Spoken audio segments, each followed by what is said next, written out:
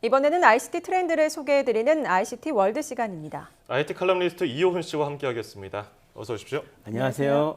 네, 오늘 어떤 이야기 해볼까요? 예, 지난 6월 14일부터 16일까지 미국 LA 컨벤션 센터가 아주 뜨겁게 달아올랐다라고 합니다. 예. 바로 일렉트로닉 엔터테인먼트 엑스포, 줄여서 E3라고 부르는 세계 최대의 게임 쇼가 열렸기 때문인데요.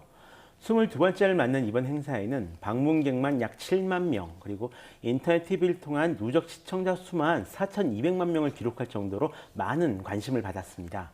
과연 어떤 것들을 보여줬기에 이렇게 많은 관심을 받았을까요? 그래서 오늘은 이 E3 2016에서 발표된 내용을 한번 전해드리려고 합니다. 네, 도대체 뭘 보여줬길래 정말 이렇게 많은 관심을 받았는지 궁금한데요. E3 2016 행사를 정리해보면 어떻게 요약해 볼 수 있을까요? 그냥 간단하게 얘기하자면 게이머들에게 다가가기 위해 노력했던 행사였다라고 얘기할 수 있을 것 같습니다.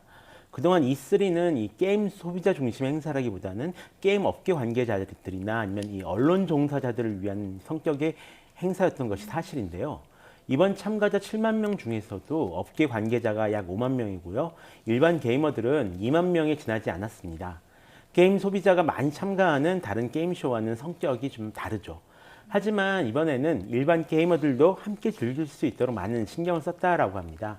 트위치 TV 등을 통해서 이 행사를 실시간으로 중계하면서 행사의 초점을 언론 보도가 아니라 어떤 팬 미팅 같은 느낌이 들도록 신경 쓴 것이 눈에 띄게 보였는데요.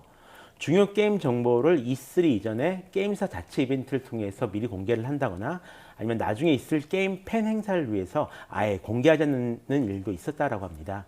미디어를 우대하던 기존 관행에서 조금 벗어난 거죠. 예. 이 때문에 앞서 말한 대로 4,200만 명의 누적 시청자가 행사를 본 것은 물론이고요. 관련 트윗이 한 700만 개나 작성되고 인스타그램에 올려진 사진에는 약 50만 개의 좋아요가 눌러졌다고 합니다. 다만 아쉬운 점도 좀 있었는데요. 좀 이르긴 하지만 이번에 새로운 게임기가 발표될 것인가 아닌가를 놓고 많은 사람들이 좀 기대를 했었거든요. 예. 소니 같은 경우에는 PS 네오라는 이름의 신형 기종 이름이 알려졌었고요. 닌텐도 같은 경우에는 닌텐도 NX, 마이크로소프트도 이 새로운 엑스박스를 이미 언급한 상황이었기 때문에 더욱 그랬습니다. 하지만 MS에서만 엑스박스 원 S나 차세대 게임기 프로젝트인 프로젝트 스콜피오를 공개를 했고요. 다른 업체에서는 공식 발표를 나중으로 미뤘는데요. 무려 이번에는 발표를 안 한다라고 하긴 했었지만 그래도 은근히 흘러나오는 정보라도 기다렸던 사람들이 좀 많이 있었던 만큼 좀 아쉽기는 한 그런 상황입니다. 예. 대신 게임 발표에 좀 더 충실해졌다라는 것이 그나마 위안이 되겠죠. 그러니까요. 뭐 게임기보다 사실 게임이 어떤 게 나오느냐가 더 관심사일 수도 있는데요. 예. 어떤 게 선보여졌나요? 여전히 좀 게이머들의 마음을 사로잡을 만한 그런 멋진 게임들이 많이 선보였습니다. 예. 네, 하지만 매년 1000여 개가 넘는 게임들이 선보이고 있고요. 또 어떤 게임들은 아직 언제 발매가 될지도 알 수 없기 때문에 때로는 이 소개하는 것이 가끔 망설여지기도 하는데요. 예. 그래도 확실하게 게이머들의 마음을 사로잡았다라고 말할 수 있는 게임들은 몇 가지 있었습니다. 먼저 재미있는 영상을 하나 보실까요? 먼저 보실 것은 2016 전시 마지막 날 게이머들이 게임을 체험해보기 위해 달려가는 장면입니다. 아침 10시부터 기다렸다고 하는데요. 예. 사실 E3에서 보기 굉장히 어려운 그런 장면입니다. 근데 이날이 행사 마지막 날이기도 하고요.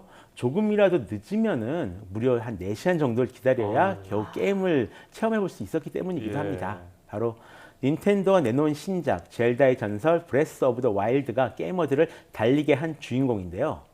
지난 2014년 E3에서 처음 공개되고 2015년에 나온다 아니면 2016년에는 꼭 나온다 라고 얘기하다가 결국 2017년에 출시될 예정인 게임입니다. 이 젤다의 전설 시리즈가 북미에서도 굉장히 인기가 많은 데다가 이번에는 게임 형태가 조금 바뀌었음에도 불구하고 굉장히 재밌다라는 입소문이 나서 이렇게 큰 반응을 얻은 건데요. 실제로 E3에 출시된 게임 가운데 가장 많이 언급된 게임이라고 합니다. 또 EA의 1인칭 슈팅 게임인 타이탄폴2도 곧 발매될 예정에 있습니다. 로봇을 타고 운전하면서 싸우는 재미로 잘 알려진 게임인데요. 사실 1탄은 크게 성공하지는 못했습니다. 그래서 절차부심해서 만든 것이 이번 2탄이라고 합니다. 재밌는 것은 이 영상을 가만히 보시면 한글로 쓰여진 이름이 나오거든요. 이 때문에 한국 게임 커뮤니티에서는 대체 저 사람이 누구냐 이렇게 해서 한번 인기를 얻었었는데요. 부디 이번에는 전작의 오명을 씻고 정말 재미있는 게임이 되었기를 바랄 뿐입니다. 그뿐만 아니라 배틀필드 1이나 파이널 판타지 15, 철권 7, 스파이더맨, 갓 오브 워 등 이 발매를 손꼽아 기다리게 만들 만한 게임들이 올해도 굉장히 많이 등장했었는데요. 예. 덕분에 많은 게이머들은 따뜻한 겨울을 맞이할 수 있을 것 같습니다. 네, 그렇군요. 게이머들이 게임을 체험해보기 위해서 달려가는 모습이 참 인상적이네요. 예. 그리고 이 가상현실 게임들도 빼놓을 수 없을 것 같은데요. 예. 어떤 것들이 좀 나왔습니까? 아무래도 많은 화두가 됐었는데요. 이번 이 그중 3대 가상현실 헤드셋 가운데 아직 마지막으로 출시되지 않은 소니 PSVR이 출시일과 가격이 결정됐습니다. 오는 10월 13일 399달러에 나올 예정인데요. 예. 중요한 것은 역시 함께 어떤 게임이 나올 것인가겠죠. 소니가 주의한 이 VR 게임은 무려 80여 개나 됩니다. 이미 잘 알려진 썸머 레슨을 비롯해서 그란투리스모, 철권 7, 스타워즈 배틀프런트, 화이트데이 등 유명 게임과 아폴로 11호 체험에 이르기까지 굉장히 다양한 콘텐츠가 포함되어 있는데요.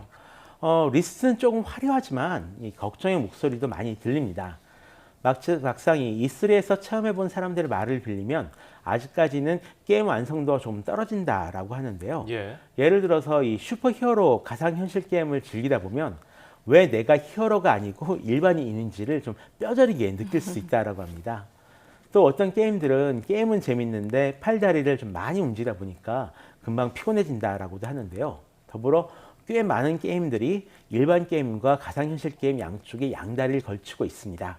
가상현실 전용으로만 만드는 게임은 아니라는 거죠.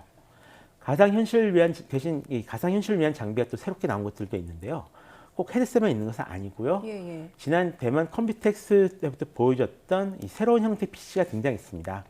이 뒤에 짊어지는 PC, 백팩 PC가 바로 그 주인공인데요. 예.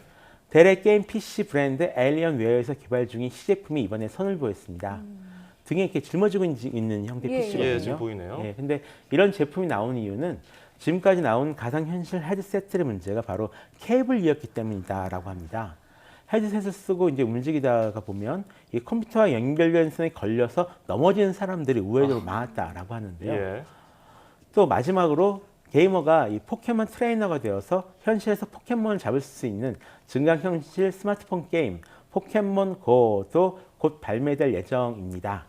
현실에서 이 포켓몬을 발견하면 포켓몬 고 플러스라는 주변기기를 이용해서 직접 이 포켓몬들을 포획할 수 있는 그런 게임인데요. 예. 포켓몬을 기억하는 세대들에게는 좀 좋은 선물이 될 것 같습니다. 예, 직접 몸을 써서 하는 게임이 많아졌다는 게 굉장히 특징인 것 같고요. 예. 또 어떤 게임들이 게이머들의 마음을 사로잡을지 지켜봐야겠습니다. 자, 지금까지 IT 칼럼니스트 이호훈 씨와 함께 E3 2016에 대해서 알아봤습니다. 오늘 고맙습니다. 고맙습니다. 고맙습니다.